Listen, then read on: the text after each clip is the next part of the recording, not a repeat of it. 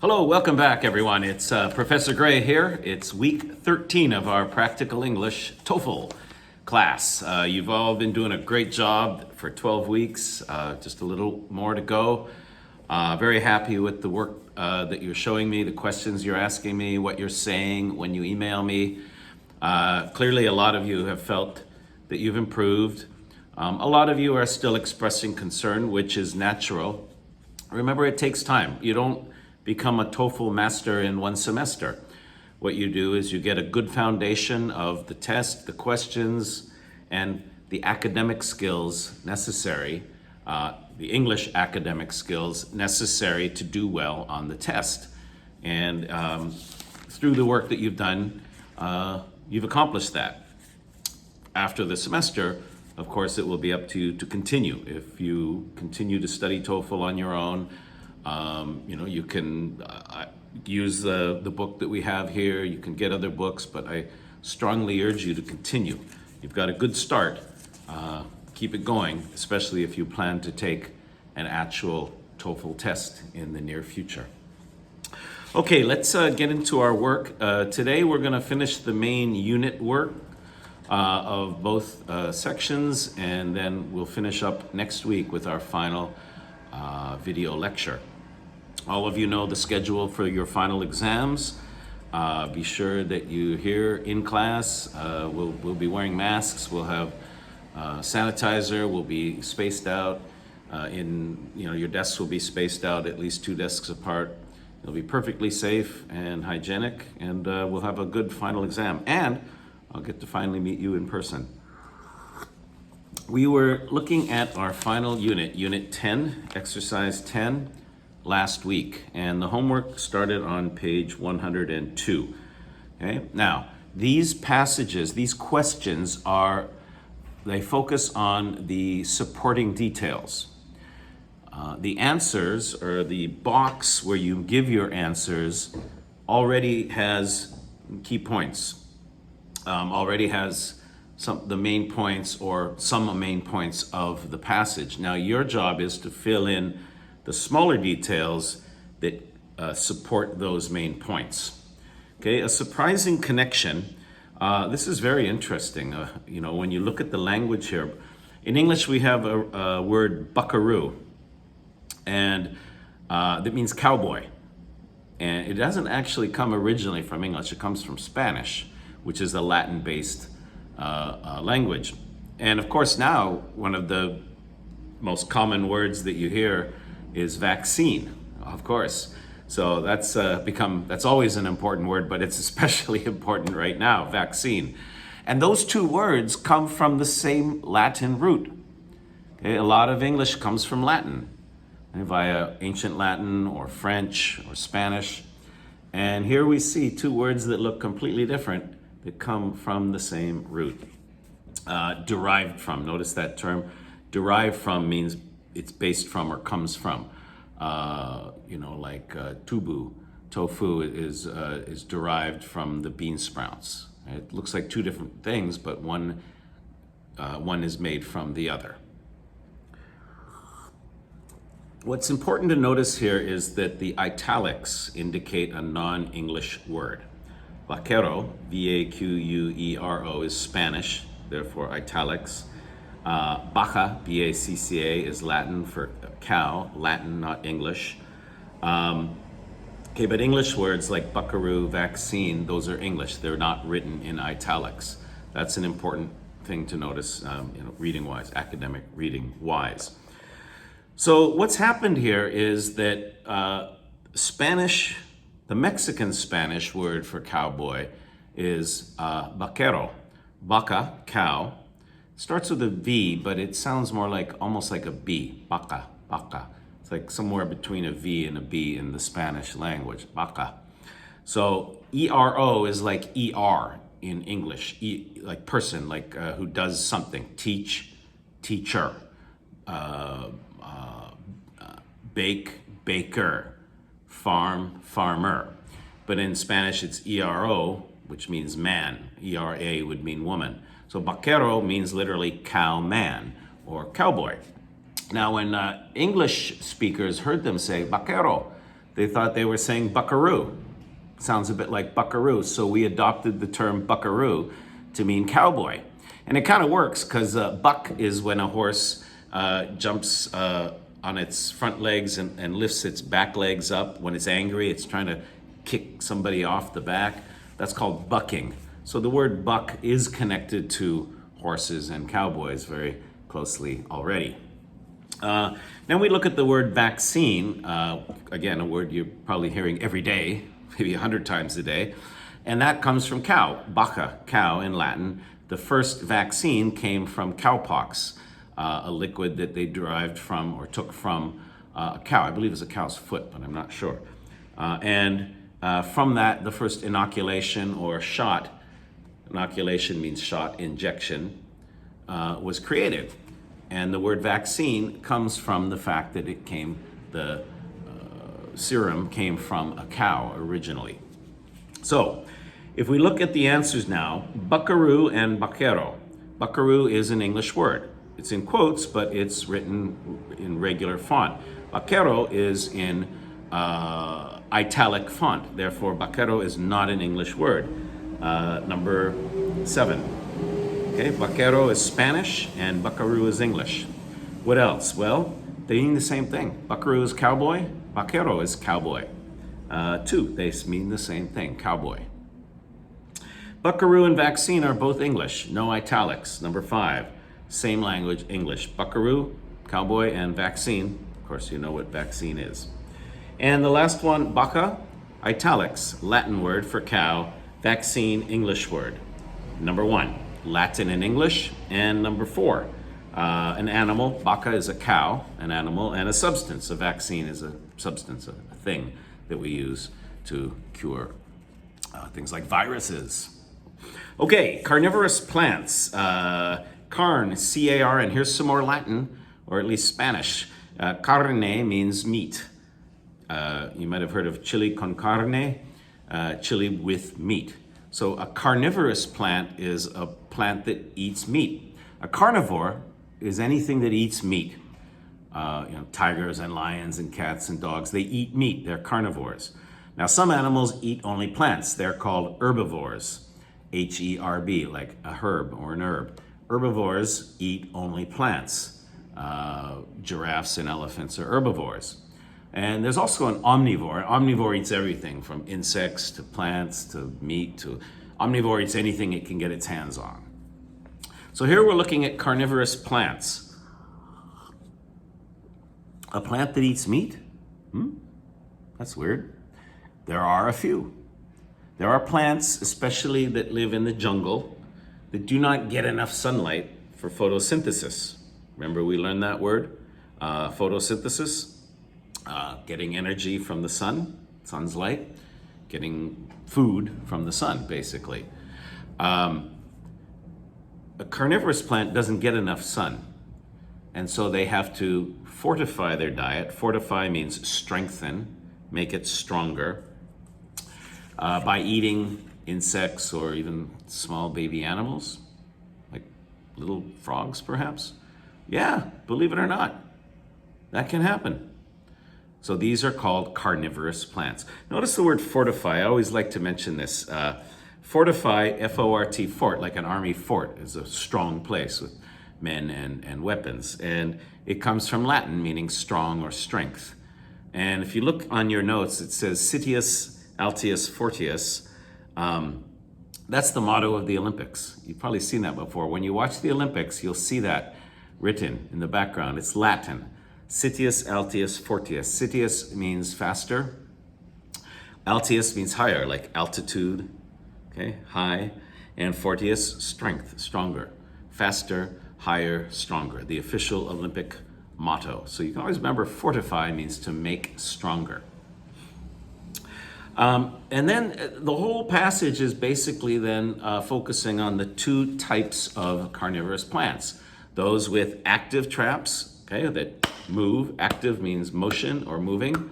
And then inactive traps means they don't do anything. They just sit there and wait for their prey to come to them. Active and inactive, right? The 2 most famous ones, I think, are the Venus flytrap, right, which is, of course, active. And pitcher plants. I've seen pitcher plants for sale at some flower shops and plant shops here in Seoul, which I think I didn't know. I saw it recently. And they look like pitchers, like a Mekju pitcher, right? Like a pitcher of beer. They're shaped like it. They're very beautiful and very interesting looking. And it's like a pitcher, and on the top it's very slippery, but it smells delicious. Well, not to me or to you, but if you're a fly or a mosquito, maybe, or something like that, maybe a cockroach, it will smell very delicious. And you land on it and you slip and you fall down into the liquid. There's a little liquid at the bottom and you don't come back. And you die there and the plant absorbs you. Not you, but you if you were like an insect. Right? Spiders, even cockroaches fall in there. So the ones with active traps are the bladderwort, number 2, the Venus flytrap, of course, moving, active, and the sundew. Notice in paragraph 1, those with active, at the end of paragraph 1, it says, those with active traps, moving parts that ensnare, trap, ensnare means trap prey, such as the sundew. So sundew is active, Venus flytrap is active, and bladderworts are active. The inactive ones, of course, are the pitcher plant, which is number 4, and the butterwort, which is number 1. Some plants, they are very sticky. The fly or the mosquito or the bee lands on them, sticks, can't leave, and just dies there, stuck. And slowly gets the nourishment gets absorbed into the plant after the insect dies. Okay, very good. Carnivorous plants. I like that one. I find that one very interesting. William Faulkner. Page 104. Now, have you read any William Faulkner? If you have, good for you. He's considered one of America's greatest novelists. His books are quite brilliant, but they're very difficult. You know, when you're in school and your teacher makes you read a book and you know that it's a book that you learn a lot from and it's good for you to read it, but it's really difficult and it's frustrating. His books are often like that. I had to read 4 of them in one English class in high school. It's like, okay, I know this is really brilliant literature. He's a great writer, he's a beautiful artist, and all of those things. But boy, this is hard to read and hard to maintain focus. One book is called The Sound and the Fury. And I remember I got together with my friends to talk about it. And we were all sort of like, what is this book about? You know, one of those books. Like instead of a book, it's actually a long poem of sorts where you really have to analyze every word. So if you ever read any William Faulkner, good for you. That's great. If you're an English language or English literature major, you'll probably read one of his novels because they're unique. They're not like other novels. I don't know if they've been translated into Korean. I think it would be very hard to translate this type of writing into any language. But just be forewarned. It's brilliant art, but it's very difficult. Most of his books are quite difficult. The Sound and the Fury, one of my friends pointed out that there's about 20 pages in a row, 20 pages in this novel without any punctuation. Okay? No periods, no commas, dash, semicolon, nothing. No new sentences, just words, almost like a tsunami of words on every page. It's very hard to maintain focus and concentrate when you're reading that. It's a lot of it's stream of consciousness, just writing as the character is thinking, which is difficult.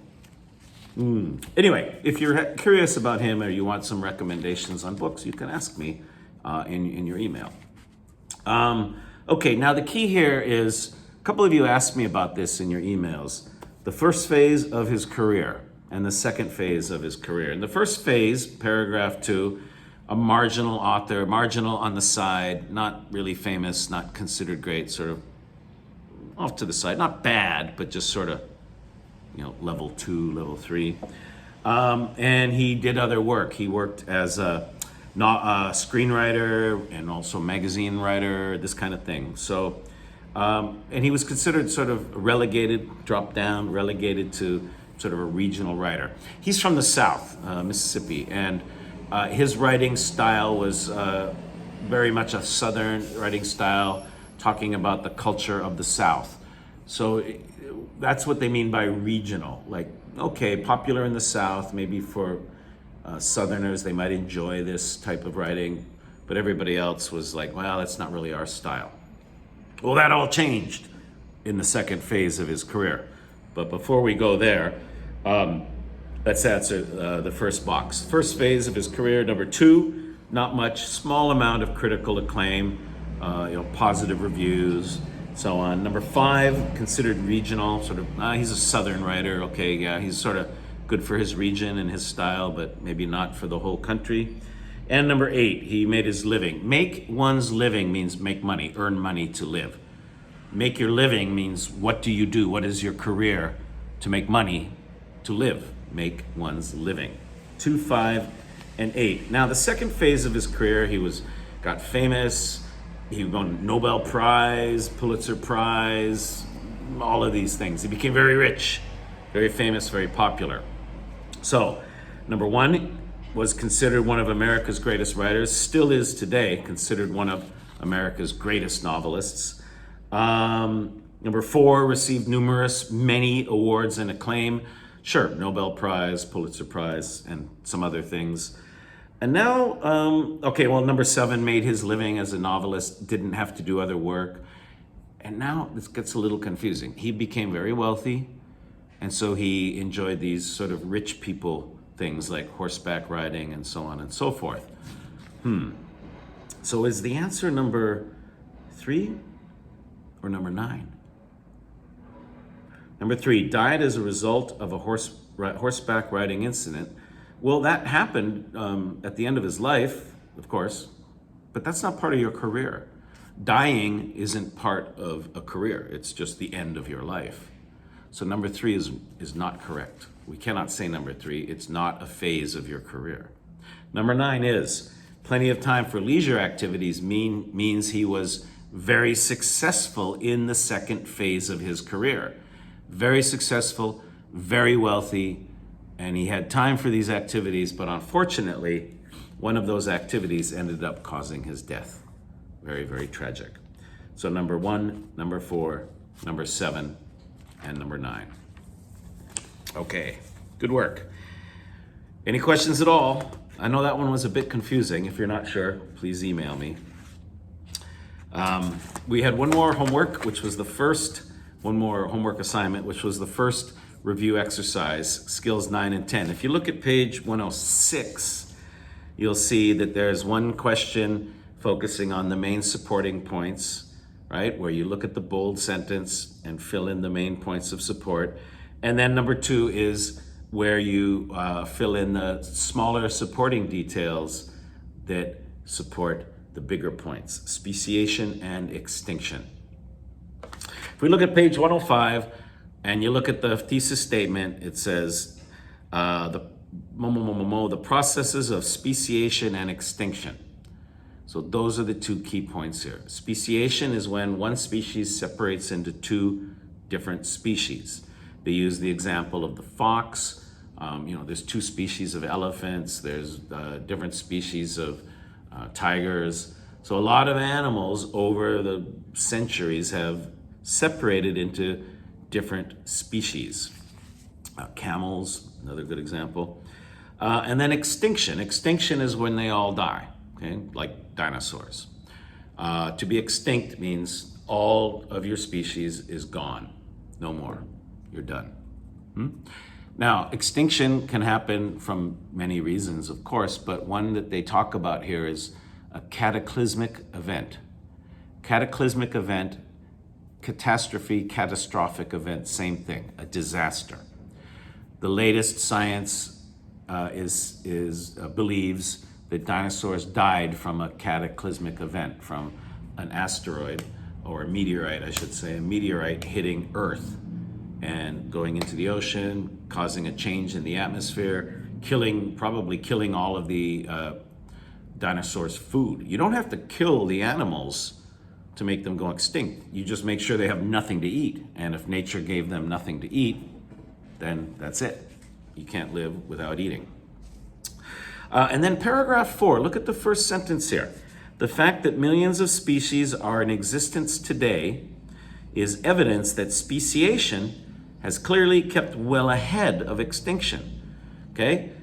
Is everything gone? No, there's millions and millions and millions of species alive on the planet today. So speciation, okay, evolving, changing, adapting, staying alive as a species is ahead of extinction.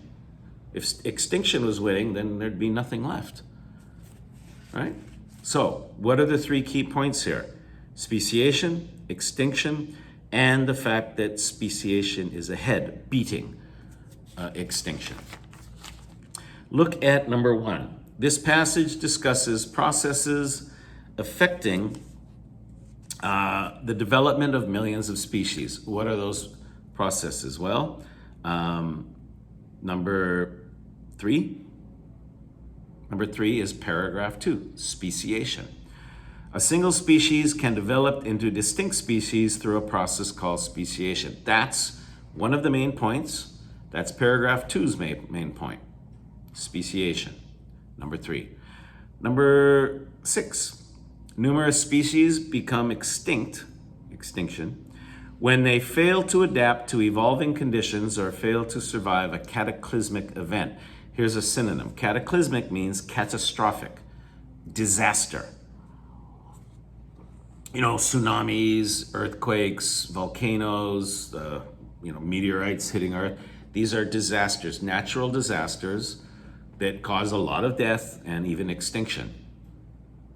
So, number 3 is paragraph 2, number 6 is paragraph 3. 3, speciation, 6, extinction, and what's the main idea of paragraph 4? Number 1. Though numerous species have become extinct, far more new species have developed than have been lost. Number 3, number 6, number 1. Paragraph 2, 3, and 4, the main points. Number 2 is wrong. It's 99% have become extinct. Number 4 is true, but not like a main, it's just an example, a supporting detail. And number 5 doesn't really, it's another detail, but it's not really a main point of the story. 1, 3, and 6. Number 2, speciation. What are the key points? Well, number 2, speciation 2, the creation of a new species, right? A new species of elephant, camel, or in this case, fox. And number 5, separation of populations, right? You look at places in the world that have very different kinds of animals, not like everywhere else. And there are places that have been isolated, like Australia. Australia has plants and animals that are very unique to Australia. You don't see them anywhere else. Madagascar, in a big island next to Africa, completely separated, isolated for millions and millions of years. There's another place called Socotra, which is kind of near the Middle East. It's actually part of Yemen, even though it's closer to Oman. And they have some plants and trees that look like they're from another planet. Why? Because these islands, and I guess Australia is an island too, have been isolated for millions of years. So different plants, different animals have developed naturally that are very unique to those areas. Anyway, number 2, number 5 for speciation and extinction. Number 1, failure to adapt to a changing environment. Number 4, failure to adjust to a catastrophe or cataclysmic event. And number 7, disappearance. Of course, extinction is when they're all gone. They all disappear like dinosaurs and dodo birds. 1, 4, and 7. Notice number 3 and number 6 are not included. Number 3, merging. Merging is when like 2 species come to live together. It doesn't talk about that. And commingling, number 6, is when they actually make babies together. So number 3 is sort of living together, and number 6 is actually reproducing together to make a sort of a hybrid offspring. Anyway, interesting, but not part of the talk, and certainly not a main point. Okay, there you have it. That's the first review for unit of the last 2 units, the only review actually, 9 and 10, for 9 and 10. The next one is a review of all 10 units. This is a good one. This is one I want you to really focus on because it's a good final review. It's a good sort of warm up for your final test and a good review of everything we've studied thus far. Decisions. Page 107, 107 has the main text. Page 108 has the text with all the, with the one you need to use, basically. Page 109 and 110 has the questions, and those are the 13 questions. I want you to complete this and try to finish it in 20 minutes. Okay? Don't forget, decisions. Read, answer the questions, finish in 20 minutes. When you finish, write down your time. If it takes more than 20 minutes, of course, you still have to finish it. But I really want you to focus on TOEFL timing. So write down your time and tell me in your email this week. Okay, as always, Thursday, Thursday at 5 o'clock. Make sure you email me, tell me you've done all the work, watch the video, and tell me your time. This is the only homework that you're going to get this week. So really focus hard and really concentrate and do well on this passage, this review passage. Then stop there. Page 110, stop. Don't go on from there. We'll do some work together next week in the lecture video, but I don't want you to do any more at home. I want you to do it with me next week in the video. Okay, let's go on to listening comprehension. Page 172, Bekshushipi. Page 172, the homework here. Let's start with, the homework was passage 4. This is the final passage of the regular unit study. The scripts are on page 597, and of course last week I sent you the listening files, so you have the listening files from last week's email. Okay, economics presentation. This, if you might want to listen again before we review it, or if it's fresh in your memory, that's fine. But I'll tell you, this lady, this professor, reminds me of some of my professors in college. Very tough, very strict, very intimidating.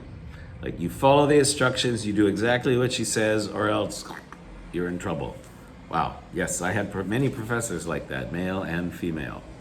Now, what is going on in this talk, number 7? What is she focusing on? She wants you, the students, her students, to do a presentation where they take a theory from the textbook and explain how a real life, modern day example is an example of that theory.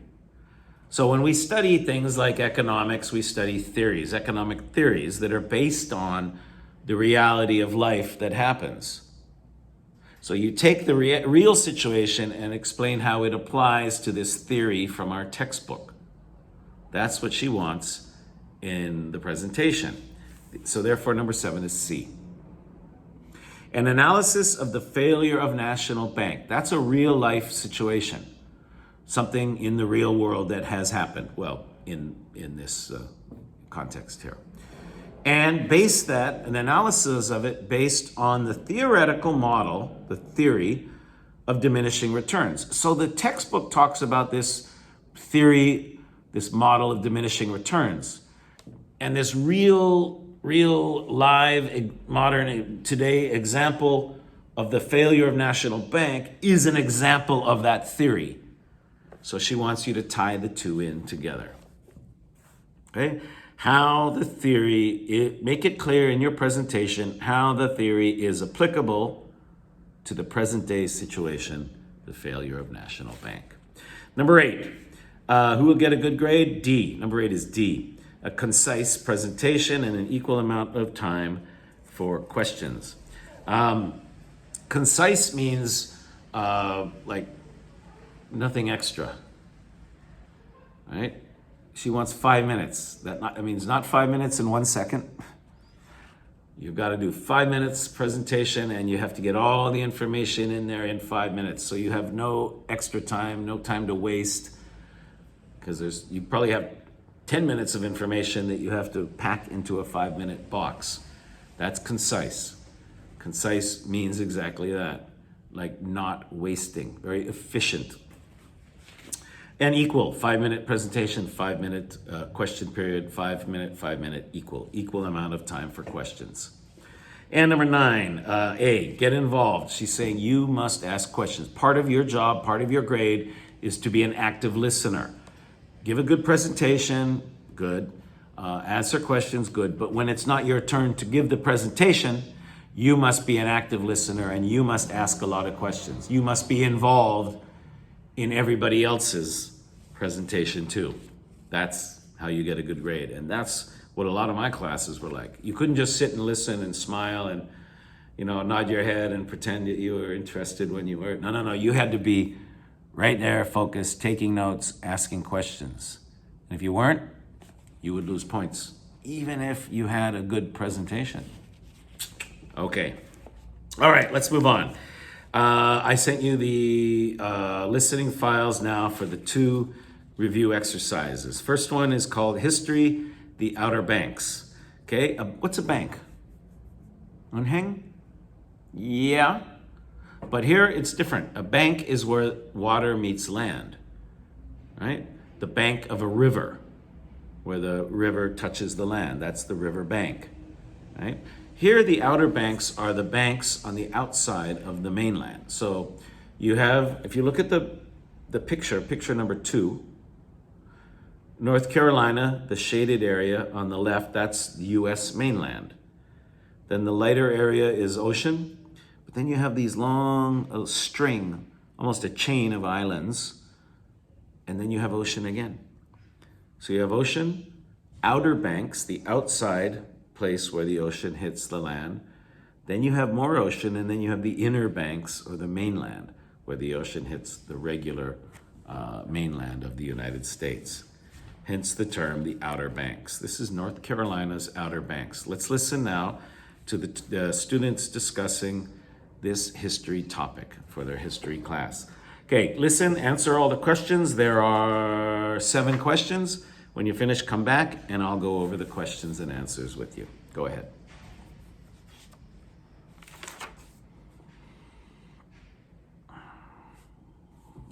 Okay, listening at the beginning, we have a lot of study questions to do for our history exam. We're reviewing. We have 2 questions to go. That's very important. Always listen carefully at the beginning. We have 2 more questions to go.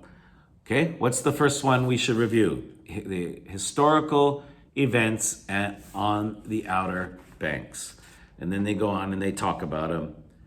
3 historical events at these locations. Number 1 is A.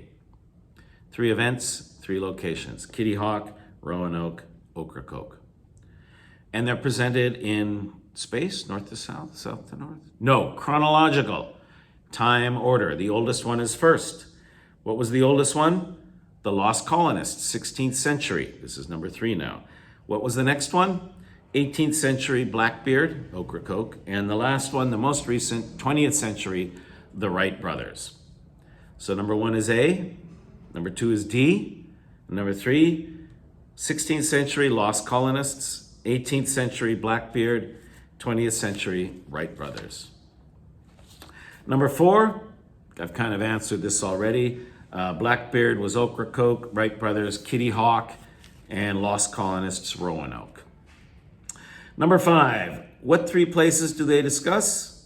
A place where a ship was lost? No, they didn't talk about losing any ship. They lost people. A colony was established where the people were lost. That's B. C, pirates hideout. Yeah. Blackbeard hideout is where a criminal or an outlaw hides from authorities, the police, the army. Yep, C. And D, attacked by pirates? No, there was no pirate attack. E, an event in aviation history took place. Aviation means flying. Yes, a very important event in aviation history took place on Kitty Hawk. B, C, and E for number 5. Number 6, this was a tough one.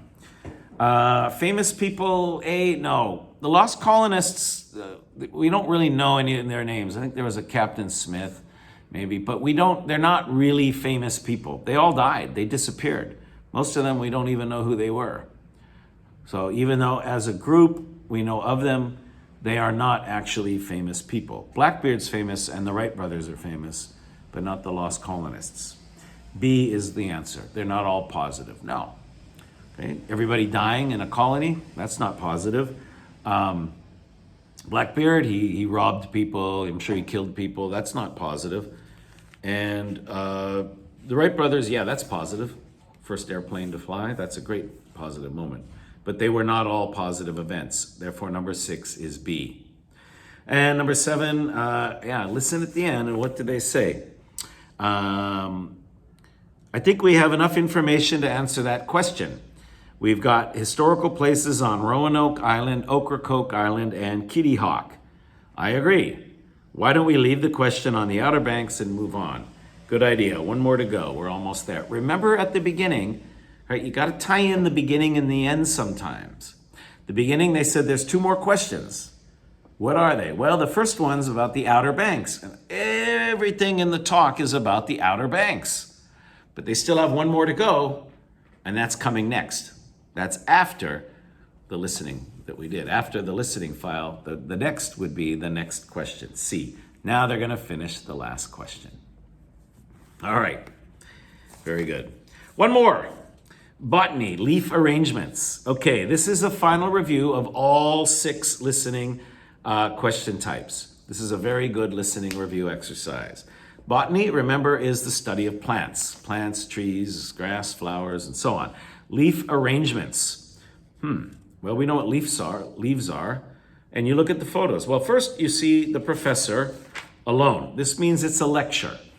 Okay? You've got to look at that picture and prepare yourself for a lecture, not a talk, not students discussing homework or a project. This is a lecture by a professor.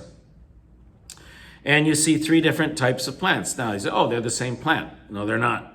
Look at the leaves. See how the leaves are arranged differently on each plant. That's what this talk is about. Okay, let's do this. Let's do it now. This is a really good review. Botany leaf arrangements. Go ahead and listen. Answer the 6 questions on page 176. And then come back and I'll review it. Go ahead.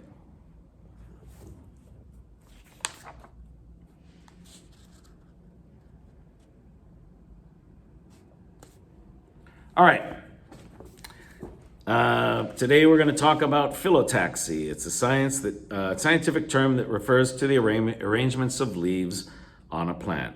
So why is he doing it? Well, when you listen at the beginning, it's just a lecture about leaves on plants. Yes, but when you get about almost near the end, he's like, okay, right? This is why I hope you've been paying careful attention to this information, because I have an assignment for you based on this information. A. Number 1 is A. So the lecture is to prepare them for this assignment to find examples of each type of leaf arrangement. Number 1, A. Number 2, B. They're generally quite orderly. Okay. If you look at the script here, he says it's very unusual for a plant to have randomly placed leaves. One of the main reasons why leaves on a plant stem are arranged in an orderly way is to ensure that each leaf is exposed to the maximum amount of light. So they're orderly, they're not random. B. Number 2, B, and also D. Maximize the amount of light and minimize the interference from other leaves and other plants. B and D. Number 2, B and D. Number 3, basically, if you took notes, these are just the details of the lecture. 1 leaf per node is alternate. 1, 1, 1, 1. They alternate. 1, 1, 1, 1.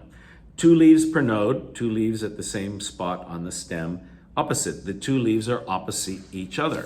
Okay, picture number 3 is opposite. Same node, opposite sides.